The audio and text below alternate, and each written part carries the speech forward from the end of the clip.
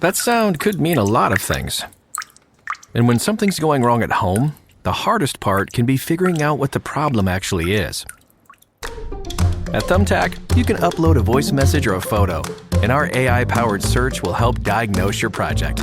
Plus, the pros we know have over 14 million 5-star reviews, so you can hire with confidence. Thumbtack, we know homes. Hire the right pro today.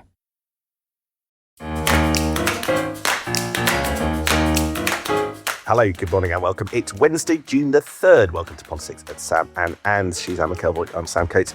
I found, Anne, another sign that things are basically grinding to a halt in Westminster. I am indeed, Anne McElvoy. Good morning. What have you got for us on that? So, because I do things like that, I was going through the Commons order paper last night. And I'll do so on a tip-off from a Lib Dem MP, actually. And they were just pointing out, and they're right, big business in Parliament, legislation has sort of disappeared. It's all but stopped coming up. So if you scroll through the order paper for between now and June the 18th, the date of the by-election, when everything will change, there's not much big legislation being discussed. There's a bit on steel renationalisation, but we still haven't had the stop go on that. There's a bit on cyber resilience legislation, but nothing on the Courts and Tribunal bill where we've got the jury issue, nothing on the Hillsborough bill. We've got the public duty of candidate. All the stuff that risked Keir Starmer's premiership all seems to have been pushed to the right. And put that together with the fact that ministers are being told that we're entering this kind of Purdah-like stasis. I am a bit obsessed by government running on sort of a third of the energy that you need and you'd have normally to govern a country. I just think it's a thing that is quite regrettable for the country, quite frankly. Yeah, it's also a certain irony there, the fact that a lot of this standoff in Labour is about change and about how things should be happening faster to get the country back on its feet. But as you point out, there is an element of theatrically keeping going at Westminster, whereas in the background there are a lot of people just thinking, well, I don't really know where this is going, so let's wait and see. So for instance, today, let's take PMQs today. Prime Minister's questions will look like business as usual. The clips will look and sound like that. Keir Starmer is in the hot seat. But I do think it has a kabuki drama feel to it because everyone is waiting for Andy Burnham to boom or bust in Makerfield. It's like being stuck with a warm-up band for a very long time. Yeah, you have to keep a smile on your face and just keep clapping. So that basically, in a nutshell, is the theme of today's episode, waiting for Andy. What's really going on about that in Makerfield and beyond? I sat in Paul Culler's house yesterday for today's podcast, spent hours talking to people there and on the phone, all parts of the Labour Party, about what is actually going on behind the scenes. Portcullis man.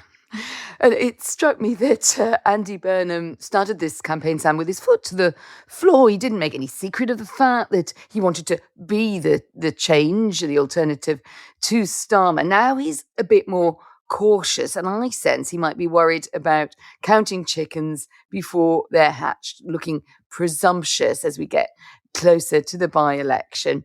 So let's hear from Makerfield man himself in an interview with Beth Rigby for our sister podcast, Electoral Dysfunction. And the subject is whether he will acknowledge what everyone knows, he's going to run for Prime Minister. I'm not in the business of making assumptions about serving in people's cabinets or whatever jobs I'm going to do. I'm making a case for change in this by-election, a change to Labour, a change to politics, a change to the way the country is run. Yeah. And I will take that fight as far as I can take it, but I'm not making assumptions here about jobs that I might... I know, but it's a sort of weird conversation because this is a by-election, but it's a national conversation about Labour and how Labour might change. And you're clearly running because you want to go back and try and be Prime Minister. And now, so we're having this weird conversation where that's what you're doing and then you won't say it. It's not weird because I'm setting out clearly the change. I don't know about you, Anne, but I found that quite uncomfortable. And I do wonder whether there is just an obvious clash here between the pledge that he repeats over and over that he wants to do politics differently which, by the way, people are allowed to interpret however they want. He doesn't get to choose how people interpret that phrase. And what I can only call, I'm afraid, in that exchange with Beth, a politician's answer. Well, just before we go on, T's and C's very quickly. Andy Burnham is one of a number of candidates at the June 18th by-election in Makerfield. You can see a list of all of the names in the podcast show notes. Right, back to the substance. Obviously, there's a logic to what Andy Burnham was doing there with Beth, right? He has to win the by-election, as you were just saying, so he doesn't want to look, to use your word, presumptuous. And he's worried that if you talk about national policy or the prime ministerial bid that he's going to make and what he'd do in number 10, or even whether he'd serve in Keir Starmer's cabinet, if you sort of try and get him down that path, which he declined to do with Beth yesterday, you risk all of that. But I still do wonder whether, because it's obvious what he's doing, you don't just look a bit odd by responding in that way. What did you make of it, Anne? I thought it was fascinating that for the first time, because it's been a very slick Andy Burnham, he's good on communications. And if you see social video of Burnham, he's someone who looks comfortable across those platforms of modern communications in an electoral fight. But I caught a little bit of a touch in his reply to Beth. I think she pushed some discomfort out of him in her interaction, because the people of Makerfield know full well what's going on. And I think that was the tone that she was reflecting. Don't underestimate them. It would be a bit like the Truman Show to say there's only one local reality here when they're in the middle of a completely different reality, and that's a national race. So why not just say so? He couldn't really lean into that, because then that would have kind of exploded that this whole kind of fourth wall feeling about this race. But at the same time, he still wanted to get back to his points, saying, I'm different. And I think you could just see for the first time, I think he was struggling a bit with that. Yeah, it was Andy Burnham's good morning, and in the case I don't see you, good afternoon, good evening, and good night moment. I love the Truman Show metaphor there. You're completely right about that. There is a disjoint between I'm not taking you for granted and what we all know is going on behind the scenes, because there is this work going on. And I am sure that people around Andy Burnham are trying to work out, if he does become prime minister sooner rather than later, that he has to have a pretty big program, not necessarily of huge legislation, but of things to say and do that reach the scale of the rhetoric that he's already been giving us about change pretty much from the moment he gets in. And this moment could be anything from, 3 weeks away to 4 months away. But the kind of prevailing mood in Westminster is that it's sooner rather than later. So I think it's time to start working out what that work is and who is doing it. And as we've been discussing this week, Sam, if there is a relatively swift transition, whenever it may be, it could be before the summer, if there isn't a contest. But anyway, the direction of travel will be clear soon after Makerfield. Then there just has to be a plan for what happens if Burnham finds himself getting into number 10 in short order. It would look very irresponsible not to have one. Right, here's some details for you, Anne. I'm going to name a couple of people that I think are helping. Two key names, right, who are doing some stuff on the policy side. One is Miatta van Bulen. She's the Peckham MP, economist, former think tank boss. She was a minister until the kind of coup against Keir Starmer about 3 weeks ago. And she is a figure kind of broadly seen as being on the left of the party, close to Ed Miliband. So not the sort of campaign group left, but the what we would call the soft left. Josh Simons is the other one. Now, he is a well-known name to this podcast. He is the now ex-MP for Makerfield, who was also head of a think tank, Labour Together. Not that I think he wants to be reminded of that. And by the way, I discovered a link. Miatta and Josh know each other because Miatta was a fellow at one point at Labour Together. So there is a link between the two individuals, even though they're arguably from slightly different traditions. But both, I'm told by MPs, are feeding into the Burnham project and to a certain extent starting to shape what ideas, and there's certainly the people that MPs are engaging with to get stuff into the mix with Andy Burnham, and they're the object of some fascination and fixation, not least from those figures on the Labour right who worry that they might lose out. Miata, as I mentioned, will be perceived as being more on the left. For instance, before she got into Parliament, she was quite a big critic as an economist of the Tory fiscal rules, and she would come on Sky and other places and talk about austerity. And you see, that's significant because the Tory fiscal rules are basically the ones that more or less Rachel Reeves replicated, and we'll come on to this in a moment, but there's a question around whether or not Andy Burnham also copies. Well, yes, and Miata is very vocal, very punchy. I've been on a lot of TV sofas and the like with her down the years talking about political economy. And I think what she does bring in will be something like the New Economics Foundation approach. It's not going to be the Adam Smith Institute, put it that way. It leans a lot more into the role of the state. And that does leave some questions as well. Wouldn't think that the fiscal rules as they now are, or where she would have started her thinking on what she thinks is the right foundation for economic growth and for the kind of growth that she would say would be good in a Labour way for broader society, for equality, etc. But they kind of start with these rules, aren't they, Sam, barring a massive tear-up that would then look like the first or early message of any Burnham administration was more tax and spend. And we've heard this week from Pat McFadden and his rather salty reflections on the Labour Party's addiction to that way of thinking, that can be a problem and an electoral liability for Labour. So, is the Burnham government really going to go there, or is it going to be Miata but with some constraints to sound a bit like they're still on a similar track to Rachel Reeves? I mean, my goodness, Anne, you've highlighted and alighted on the question. Now, I know we're a bit the podcast of fiscal rules, which no marketeer would ever use as a strap and a selling point, but we are, because they matter. We have a T-shirt for that. I think so. So I'm just going to do you a bit of a timeline, a bit of where we are on the fiscal rules when it comes to Andy Burnham, because I think people think this is a settled question, and I want us to just like disabuse them of that. On May the 17th to ITV, Andy Burnham said, "I support the fiscal rules. We need a plan to get that down. You've got to stick to fiscal discipline." Now, for context, when I hear that, I think it gives you quite a lot more wiggle room than you might superficially expect. So, bluntly, which fiscal rules? Quite what was spelled out in the manifesto, or the precise wording that Rachel Reeves uses now, or the definitions that underpin the precise wording that Rachel Reeves uses now, because of course she changed the metric used to measure debt to a more generous one in 2024. So when he says, "I support the fiscal rules," I think there's a question of which. But the next day, a spokesman for Andy Burnham sort of went further. So this isn't Andy himself; it's apparently one of its team. They went to Bloomberg and said, "No, we are not. We are explicitly ruling out any changes to fiscal rules used by Reeves." But as far as I'm aware, we haven't heard that from Andy Burnham himself, and it does create huge constraints. And if I'm being blunt, Anne, because we've only had it from a spokesman and not from Andy himself, I think people want to hear him clarify a bit more.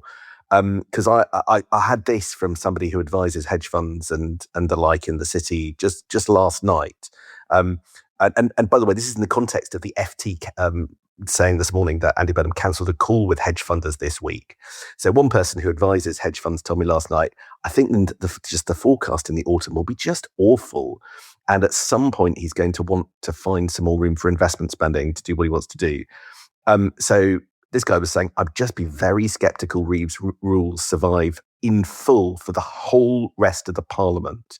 They would say, just look at what Louise Haigh, who's clearly key to Andy Burnham's campaign, has been saying on exactly this topic. So commitment to fiscal rules, well, which of them, for how long, and just look at the people around Andy Burnham. And I think you get that sense. The sense that I'm getting is some people in the city are going, no, we need to hear a bit more on this before we're either reassured that you've got a plan or reassured that you're sticking to exactly for the rest of the Parliament what Rachel Reeves did, and then we'll see where we get to in the next manifesto. That's fascinating, because also it reflected a catch-22 that we opened up when we were talking about the Sky interview with Andy Burnham, Sam, because if he leads too far into that sort of clarification, or what point does he start to have, or allow people around him, let's say, to have those conversations that really do look, you're practically handing out your red boxes already, aren't they, if you're getting into the detail. And you're absolutely right to say, like, which fiscal rules, but also which kind of application of the rules, because they are, like, everything to do with economics. They are kind of construct as well as a reality. You could decide to emphasize some more than others, etc. So that will be intriguing to see where Project Burnham goes on that. Let's take another look. Let's take a look at another issue, rather, that is not just a hobby horse of the left, but I think is increasingly growing in salience in politics generally, and that's the application of massive AI and tech-enabled solutions at scale. And one of the most controversial and important players there, Palantir. Yeah, I just think that the subject of Palantir is growing and growing and growing and growing in politics. And I think a big intervention has landed this morning. And it's come from the Commons Science, Innovation and Technology Committee, cross-party committee. And they've weighed in on basically to raise the red flag on Britain's reliance on US tech giant Palantir. And not just them, also other US data providers being used in public services. The committee, in a report that's out this morning, says that there's an unacceptable point of weakness involving these firms that could leave people's private information at the mercy of foreign actors. Right, there's no doubt, because of the cross-party nature of this report, this is a inconvenient escalation that, from the company's point of view, for something that previously was something that part of just the Labour Party was championing. For those that don't know, Palantir is a data analytics company contracted by governments, military, and other large organizations around the world. But critics of it often focus on its role in specifically in the military, quite specifically in the Middle East. And what this report today has done is it said, look, Palantir is involved in lots of organizations, the Financial Conduct Authority, as well as the NHS and others. And the committee chair, Chion Wura, who is more on the left of the Labour Party, is saying, don't get locked so far deeply into Palantir contracts that further down the line, you just cannot extract yourself if you decide that basically Palantir is persona non grata in the UK, and also urge the government to exercise next year's break clause in the NHS contract. So that's the form of the debate. That's the intervention, and you followed this very closely. What's your analysis? Yeah, I probably do more on health and perhaps on other aspects of Palantir's business, just to set some expectations on expertise there. But a big question about this federated data platform, the FDP, which Palantir provides to the NHS. It brings together information across the sprawling health service in the NHS in England and Wales, in this case, so that hospitals and other parts of the NHS can analyse how their care is delivered, how it's improved. It's brilliant at breaking down silos, and that's one great thing about one of these big systems at scale that can deploy AI and can iterate really quickly. Now, the committee thinks that the role of Palantir here could be excessive. They make that quite clear in the report. And it is fair to say there's a lot of Labour activism against the company, as you mentioned, for providing services to immigration authorities, to ICE in the US, and to its use by the Israeli military. Although I would say, as a balancing point, it is absolutely vital to the war effort in Ukraine, and is very, very well seen there. And recently, Palantir bosses received warmly by the Zelensky administration. So it's not only, if you like, on one side of that political balance sheet. So even where Streeting now is beginning to say, he was initially, I think, rather warm towards all these big tech upgrades that he's calling for a review.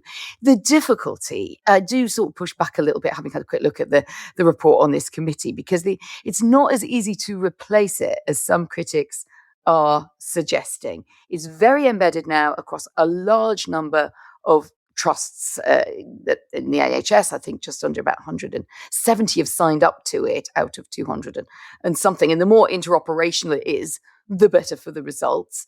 It does do things that are very good for patients at the front line. It finds spare capacity. It tracks, for instance, if you need an operation and need a bed or need a clinician, it can crawl across the system and maybe find a solution that would take ages for mere humans to do, or separated tech systems.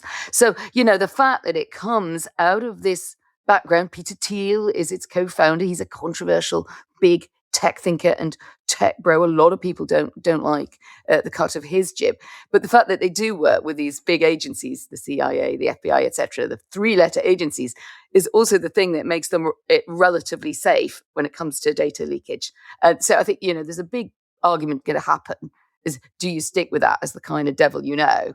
How would you tear it up, and how would you replace it? Is a bit harder. I think that point about is Palantir irreplaceable, and also the implied point by this whole debate is Palantir materially worse than OpenAI or a whole series of other AI tech giants that do work with governments around the world, including on the US military? We saw some of those big debates in the US just earlier this year. I think are more complex than sometimes the debate in the UK suggests. I've got a fact for you, Anne. It's an exclusive fact. Good God. How did that happen? I actually was so fascinated in this that just at the end of April, I did some polling that I've never actually used on Palantir. So if the question is, are MPs reading the public mood right on Palantir? If we tell people about Palantir and what they do, then they're hostile to it. Right. But here's the thing. This issue has no cut through at all with the general public. 88% of people say that they've heard little or nothing about Palantir. I doubt that's changed materially in the last few months. So is this the issue at the breakfast tables of the British people in the morning? Absolutely not. This podcast is the issue at breakfast tables in up and down Britain at breakfast time. But it won't be if we go on for very much longer. You'll have heard the alarm just there. So let's bring it all to a close. Thank you very much indeed. I'll see you tomorrow. The ruthlessness of the AI that is Sam Coates.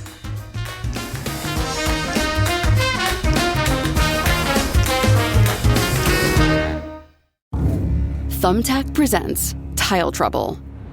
Every single time I use my sink, I make eye contact with the uneven grout on my kitchen backsplash. The crooked corners eye me, and I'm haunted by more tiling questions than I thought possible.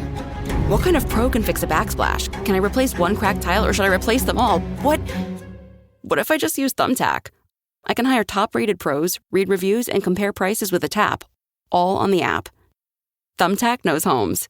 Download the app today.